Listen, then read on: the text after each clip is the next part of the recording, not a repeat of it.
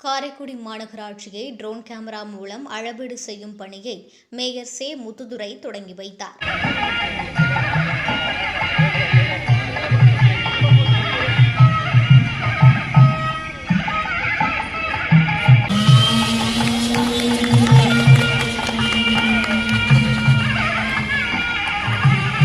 இந்நிகழ்ச்சிக்கு ஆணையாளர் சித்ரா சுகுமார் தலைமை தாங்கினார். துணை மேயர் நா. குணசேகரன் முன்னிலை வகித்தார். இந்த நிகழ்ச்சியில் காரைக்குடி மாமன்ற உறுப்பினர்கள், பொறியாளர் இசக்கி, உதவி பொறியாளர் பாலசுப்ரமணியன் மற்றும் பொதுமக்கள் கலந்து கொண்டனர்.